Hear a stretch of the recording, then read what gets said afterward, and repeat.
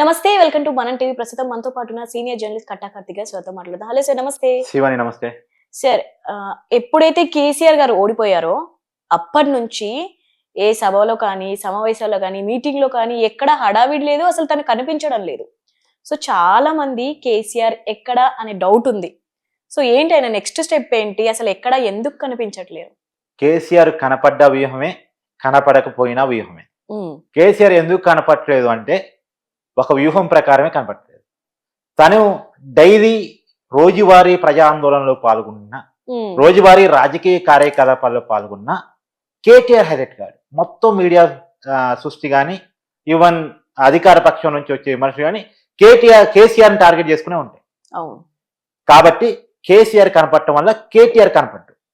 కాబట్టి కేసీఆర్ కాముకుంటం వల్ల రోజువారీ రాజకీయ కార్యకలాపాలన్నీ ఎవరు చేస్తున్నారు? కేటీఆర్ చేస్తున్నారు. రోజువారీ వార్తలు ఎవరు ఉంటున్నారు? కేటీఆర్ ఉంటున్నాడు. అధికార పార్టీ నుంచి వచ్చే విమర్శలు అన్ని ఎవరు భరిస్తున్నారు, ఎవరు కౌంటర్ ఇస్తున్నారు? కేటీఆర్. అంటే కేటీఆర్ చుట్టూ రాజకీయ చర్చ నడుస్తుంది. సో కేటీఆర్ ని ఎలివేట్ చేయాలంటే కేసీఆర్ అని ఒక highlighted personality, already proved personality కనపడకుండానే ఉండాలి. సో కాబట్టి రెండో తరం లీడర్షిప్ ఆ పార్టీకి అవసరమని కేసీఆర్ భావిస్తున్నాడు. తనకు వయసు అయిపోయింది, తన పార్టీని ఖచ్చితంగా లీడ్ చేయాల్సింది రేపటి రోజున కేటీఆర్, హరీష్ రావు వీళ్ళే. కాబట్టి వాళ్ళకే టైం ఇద్దాం, వాళ్ళనే వార్తలో తిప్పుదాం, వాళ్ళే ఈ ప్రభుత్వం మీద యుద్ధం చేపిద్దాం అని అనుకుంటున్నాడు. రెండోది ఏంటంటే కేసీఆర్ తను భావించే వాదన ఏంటంటే తనతో పోలిస్తే రేవంత్ రెడ్డి జూనియరు. సో నేను ఒక రాజకీయ చాణక్యుని, ఉద్యమ నాయకుణ్ణి అని చెప్పేసి కేసీఆర్ భావన. కాబట్టి నేను రేవంత్ రెడ్డితో తలపడటం కంటే కూడా కేటీఆర్, హరీష్ రావులకు వదిలేస్తే వాళ్ళే రేవంత్ రెడ్డితో తలపడతారు. గెలుపో ఓటమో వాళ్ళే భరిస్తారు. వెనకాల ఉండే వ్యూహాలు, ప్లానింగ్ నేను ఇస్తే చాలు, సలహాలు సూచనలు ఇస్తూ వాళ్ళని గైడ్ చేస్తే చాలు అనేటువంటి ఆలోచనతో కేసీఆర్ ఉన్నారు. అసలు కేసీఆర్ కనపట్లేదని ఇవాళ మీరు అంటూ అడుగుతున్నారు కదా, కేసీఆర్ అధికారంలో ఉన్నప్పుడు కూడా కనపడ్డా? ఎందుకు సార్? చాలా దగ్గర కొన్ని మీటింగ్స్ లలో వాటిలో వీటిలో ఏదో స్పీచెస్ ఇస్తూ కనిపించేవారు కదా, ఇప్పుడు కూడా కనిపించట్లేదు. ఇప్పుడు కూడా పార్లమెంట్ ఎన్నికలు వచ్చాడుగా. పార్లమెంట్ ఎన్నికల్లో కేసీఆర్ ప్రచారం చేశాడుగా, అసెంబ్లీ ఎన్నికల్లో ప్రచారం చేశాడుగా. అంటే కేసీఆర్ ఎప్పుడు కూడా కొంతకాలం పాటు కనపడకుండా ఉంటాడు. అధికారంలో ఉన్న అంతే ఫామ్ హౌస్ గా పరిమితాడు. అన్నారు కదా అప్పట్లో, ఫామ్ హౌస్ ముఖ్యమంత్రి, ఫామ్ హౌస్ ముఖ్యమంత్రి, ప్రగతి భవన్ లో ఉంటాడు లేదా ఫామ్ హౌస్ లో ఉంటాడు, బయటికి రాడు, ఎవరికి అపాయింట్మెంట్ ఇవ్వడు, ఎవరితో మాట్లాడు, ఎవరిని కలవడు. ఎలక్షన్స్ ముందు చాలా బాగా కనిపించారు ప్రచారం కోసం. ఎలక్షన్స్ ముందు వస్తాడు, పార్టీని అంతా కేటీఆర్ ద్వారా, హరీష్ రావు ద్వారా నడిపిస్తాడు. వాళ్ళు కనపడుతున్నారుగా, నేను కనపడకపోతే ఏంటి అనేది ఆయన భావన. ఆయన ఎప్పుడూ అంతే, ఇప్పుడే కాదు ఎప్పుడూ అంతే. కాకపోతే ఒక్క క్వశ్చన్ ఏంటంటే, అప్పుడు కనీసం అసెంబ్లీ ఉంటే వచ్చేవాడు, ముఖ్యమంత్రిగా ఉన్నాడు కాబట్టి. అసెంబ్లీకి కూడా రావట్లేదు. అసెంబ్లీకి కూడా ఎందుకు రావట్లేదు అంటే, అసెంబ్లీలో కూడా కేటీఆర్ వర్సెస్ రేవంత్ రెడ్డి నడవారి చర్చ, హరీష్ రావు వర్సెస్ రేవంత్ రెడ్డి నడవారి చర్చ. అంటే ప్రధానంగా కేటీఆర్ హైలైట్ కావాలి, కేటీఆర్ వర్సెస్ రేవంత్ రెడ్డిగా పొలిటికల్ ఫైట్ ఉండాలి. ఎందుకంటే రేవంత్ రెడ్డి అప్పట్లో కేసీఆర్ పైన చాలా ఆరోపణలు చేశారు కదా.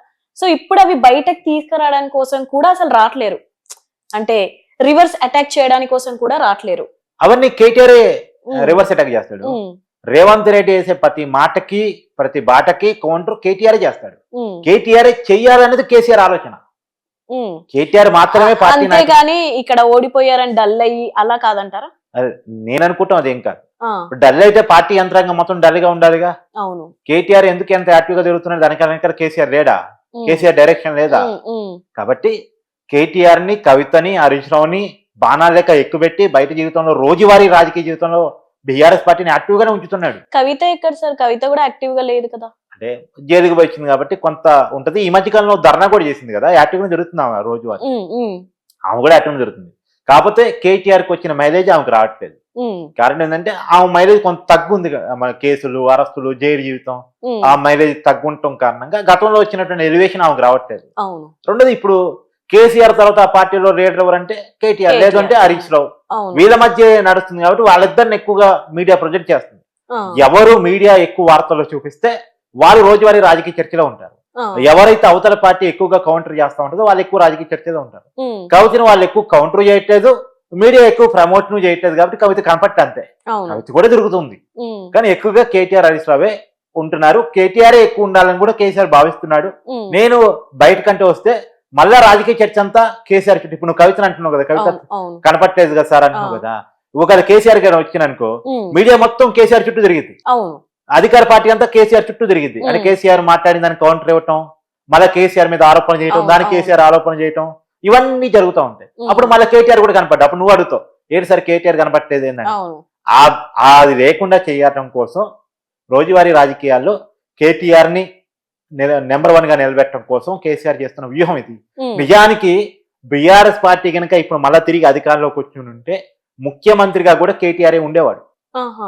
అసలు అప్పట్లోనే మోడీయే స్వయంగా చెప్పాడు కదా, నా దగ్గరికి కేసీఆర్ వచ్చాడు, నా కొడుకుని సీఎం చేద్దాం అనుకుంటున్నాను, మీ ఆశీర్వాదాలు కావాలని అడిగితే అట్లా కుదరదు, నా ఆశీర్వాదం కాదు ప్రజల ఆశీర్వాదం కావాల్సిందని చెప్పాను అని చెప్పి మోడీ ఒక బహిరంగ సభలో చెప్పాడు. కేసీఆర్ ఆలోచన అప్పట్లోనే కేటీఆర్ ముఖ్యమంత్రి చేద్దాం ఉంది. కాలం కలిసి రాలేదు, కొద్దిగా భయపడ్డాడు, పరిస్థితులు నెగిటివ్ గా ఉన్నాయి. ఛాన్స్ ఉందంటారా కేటీఆర్? మరి నెక్స్ట్ వచ్చే ఛాన్స్ ఏదైనా ఉందంటారా? అంటే రేపు ఏం జరిగింది అనేటువంటిది ఇవాళ చెప్పొచ్చు, కానీ మరి 2028లో ఏం జరిగింది అనేది ఈ రోజు ఈ పరిపాలన ఈ రేవంత్ దానిపైన ఆధారపడి ఉంటది అంటారు కదా. ఖచ్చితంగా రేవంత్ రెడ్డికి ఇవాళ నెగిటివ్ ఉంది, రేపు పాజిటివ్ కావచ్చు, ఇలా పాజిటివ్ ఉంది, రేపు నెగిటివ్ కావచ్చు. నువ్వు ఊహించావా కాంగ్రెస్ ప్రభుత్వం వస్తుంది, రేవంత్ రెడ్డి ముఖ్యమంత్రి అవుతాడు? కొన్ని నెలల ముందు, అంటే కొన్నాళ్ళ ముందు ఊహించారు, నేను చెప్పాను. కానీ ఒక్కసారి 2018 ఎన్నికల కంటే ముందు 1 సంవత్సరం ముందుకు వెళ్ళిపో, బీజేపీ ఫైట్ ఇచ్చింది తప్ప కాంగ్రెస్ ఎక్కడా లేదు. అసలు అప్పుడు జరిగినటువంటి ఏ బై ఎలక్షన్స్ లో కూడా కాంగ్రెస్ ఫైట్ కూడా ఇవ్వలేకపోయింది 2023 ఎలక్షన్స్ నాటికి. కానీ 2023 అసలు ఎలక్షన్స్ వచ్చేపాటి కాంగ్రెస్ పికప్ అయింది, కాంగ్రెస్ గెలిచింది, రేవంత్ రెడ్డి ముఖ్యమంత్రి అయ్యారు. అయితే కేసీఆర్ అయితే రేవంత్ రెడ్డికి టఫ్ ఫైట్ ఇచ్చేవాడు సార్, మరి కేటీఆర్ కూడా అలానే ఇస్తున్నారా? నిలబడతాడా? ఇప్పుడైతే తలబడుతున్నాడు, తలపడేవాడు ఖచ్చితంగా నిలబడతాడు. రెండోది 10 సంవత్సరాలు అధికారంలో వాళ్ళు మొన్నటిదాకా ఉన్నారు, వాళ్ళ పార్టీ యంత్రాంగం వాళ్ళకుంది, వాళ్ళని సరిగా ఉంచుకోగలిగితే ఖచ్చితంగా కేటీఆర్ నిలబడతారు. రెండోది కేటీఆర్ అనే వ్యక్తి కూడా ఎస్టాబ్లిష్డ్. నిజానికి కేసీఆర్ ముఖ్యమంత్రిగా ఉన్నప్పుడు కూడా పెత్తనం అంతా కేటీఆర్, పార్టీ వర్కింగ్ ప్రెసిడెంట్ గా కూడా ఉన్నాడు కాబట్టి పార్టీ యంత్రాంగం అంతా కూడా కేటీఆర్ మేనేజ్ చేసేవాడు. కాబట్టి కేటీఆర్ వెనకాల రాష్ట్ర వ్యాప్తంగా ఉన్నటువంటి పార్టీ మేనేజ్మెంట్ ఉంది. కాబట్టి ఇప్పటికీ కూడా, ఎందుకంటే కేసీఆర్ కొంచెం మాస్, మళ్ళీ రేవంత్ రెడ్డి కొంచెం మాస్, ఆ ర్యాపో ఇద్దరికి ఆ గొడవల్లో ఆ మాటలు అదంతా సెట్ అయ్యేది. కొంచెం కేటీఆర్ దగ్గరకు వచ్చేసరికి ఎడ్యుకేటెడ్, రైట్? కరెక్టే. కేటీఆర్ కొద్దిగా క్లాస్ మూమెంట్ గా ఉంటాడు, ఎడ్యుకేటెడ్, ఐటీ ఆ రంగాలు బాగా అది ఉంది. కానీ ఇప్పుడు మాస్ గాడని కూడా ట్రై చేస్తున్నాడు. రేవంత్ రెడ్డిని ఎంత మాస్ గా ఎదుర్కోవడానికి ప్రయత్నం చేస్తున్నాడు, మాసు డైలాగులతోటి ఉచ్చరిస్తున్నాడు. అసలు రేవంత్ రెడ్డి గారు కనుక ప్రస్తావించట్లేదు, 1 సైడ్ గా వ్యక్తిగతంగా ప్రస్తావిస్తూ ఇష్టం వచ్చినట్టు మాట్లాడుతున్నాడు. అంటే మాస్ కావడానికి కేటీఆర్ కూడా ప్రయత్నం చేస్తున్నాడు. కేసీఆర్ తర్వాత ఇప్పుడు కేసీఆర్ మళ్ళీ అధికారంలో రావాలనుకునే వాళ్ళు ఎవరు కోటేస్తారు? బీఆర్ఎస్ కోటేస్తారు. బీఆర్ఎస్ కి ఓటేస్తే ఎవరు ముఖ్యమంత్రి అవుతాడు? కేటీఆర్ అవుతాడు. కాబట్టి ఖచ్చితంగా కేటీఆర్ కనుక తను నిలబడగలుగుతాడు. మరీ నిలబడలేని పరిస్థితిలో కేటీఆర్ లేడు, మాట్లాడలేని పరిస్థితిలో కేటీఆర్ లేడు. ఆ మాటలు ఆ పోరాటం ఉంది. ఇప్పుడు నిజానికి తెలంగాణ ఉద్యమంలో కూడా కేటీఆర్ ఉన్నాడు, అప్పుడు కూడా మంత్రిగా పనిచేశాడు. కాబట్టి కేటీఆర్ ఏమీ నిరూపించలేని పర్సనాలిటీ కాదు, డమ్మీ కాదు. ఎప్పుడూ కూడా పార్టీలో చాలా యాక్టివ్ గా ఉంటూ ముందుకు పార్టీని తీసుకెళ్తూ పార్టీ యంత్రాంగంతో సమన్వయం చేసుకుంటూ నాయకులందరికీ కేసీఆర్ తర్వాత నేనే లీడర్ అని చెప్పుకుంటూ పార్టీని ముందుకు తీసుకెళ్తున్న వ్యక్తి. కాబట్టి ఇలా ఖచ్చితంగా కేటీఆర్ రేవంత్ రెడ్డి తలపడగలరు. ఒకవేళ బీఆర్ఎస్ కాలం కలిసి వస్తే, కాంగ్రెస్ మీద వ్యతిరేకత పెరిగితే, ఆ వ్యతిరేకత బీజేపీ కాకుండా బీఆర్ఎస్ కే పడేలా ఉంటే కేటీఆర్ మళ్ళీ ముఖ్యమంత్రి కావడానికి గ్యారంటీ ఏం లేదు. ఇప్పుడు రాజకీయాల్లో ఎవరి తర్వాత ఎలా ఉంటది అనేది తెలియదు. ఇప్పుడు రేవంత్ రెడ్డి ముఖ్యమంత్రి అనుకున్నాడా? నిజానికి ఒక్కసారి కూడా మంత్రి చేయలే రేవంత్ రెడ్డి, ఒక్కసారి కూడా మంత్రి కాలే. ఒక జెడ్పీటీసీ తర్వాత ఎమ్మెల్సీ అయ్యాడు కొద్ది రోజులకే. 2007లో జెడ్పీటీసీ, 2009లో ఎమ్మెల్యేగా గెలిగాడు, 2014లో మరొకసారి ఎమ్మెల్యేగా గెలిగాడు, 2018 ఎలక్షన్స్ ఓడిపోయాడు, మళ్ళీ 19లో ఎంపీ అయ్యాడు, 24లో ఎమ్మెల్యే అయ్యాడు, డైరెక్ట్ ముఖ్యమంత్రి అయ్యాడు కాంగ్రెస్ ప్రభుత్వం. కాబట్టి ఏదైనా కాలం కలిసొచ్చో ఎవరైనా ఎవరి తరరైతులైనా మారుతాయి.